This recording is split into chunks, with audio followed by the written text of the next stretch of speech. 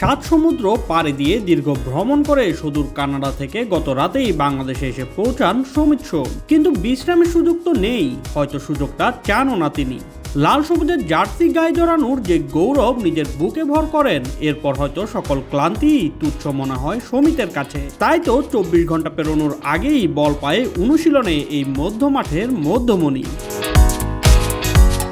বাংলাদেশ জাতীয় ফুটবল দল 26শে March FIFA প্রীতি ম্যাচে ভিয়েতনাম এবং 31 মার্চ এশিয়ান কাপ বাছাইয়ে নিজেদের শেষ ম্যাচে সিঙ্গাপুরের মুখোমুখি হবে। দুটো ম্যাচকে সামনে রেখে মঙ্গলবার থেকে জাতীয় দলের অনুশীলন শুরু হয়েছে বসুন্ধরা কিংস অ্যারেনায় রাতের কৃত্রিম আলোতে। অনুশীলন শুরুর আগে সংবাদ মাধ্যমে কথা বলেছেন সবশেষ ভারত ম্যাচ জয়ের নায়ক শেখ মোরসালিন। সিঙ্গাপুর ম্যাচের আগে ভিয়েতনামকে প্রতিপক্ষ হিসেবে পাওয়ায় খুশি এই ফরওয়ার্ড।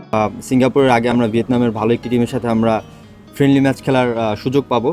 তো এটা আমাদের সিঙ্গাপুরের ম্যাচে খেলার আগে একটা বাড়তি একটা অনুপ্রেরণা বা সবাই নিজেকে ভালোভাবে আরও ঝালিয়ে নিতে পারবে যে কী অবস্থা সবার।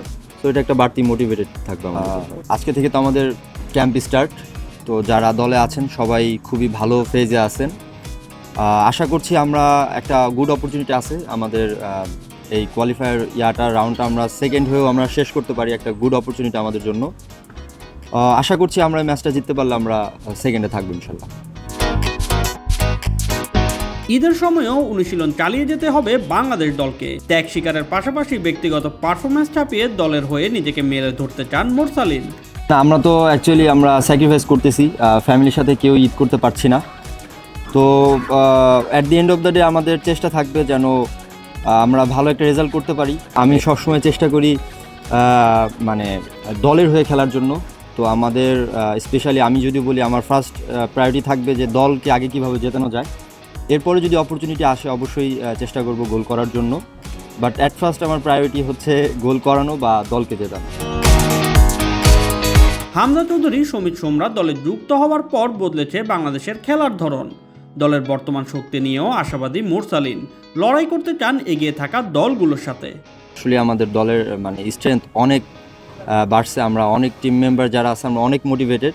আমরা এখন দেখা যাচ্ছে আগে রিসেন্টলি আমরা আমাদের থেকে বেটার র্যাঙ্কিংয়ের টিমগুলোকেও আমরা আসলে আপনারা দেখেছেন হয়তো আমরা সবসময় চেষ্টা করি একদম হেড টু হেড ফাইট করার জন্য।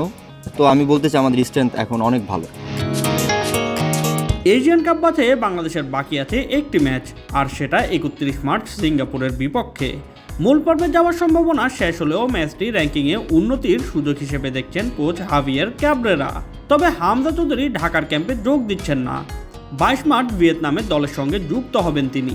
দলের অন্য সদস্যরা 20 মার্চ ভিয়েতনামের উদ্দেশ্যে রওনা দেবেন। Shoaib Shams, BD sports time.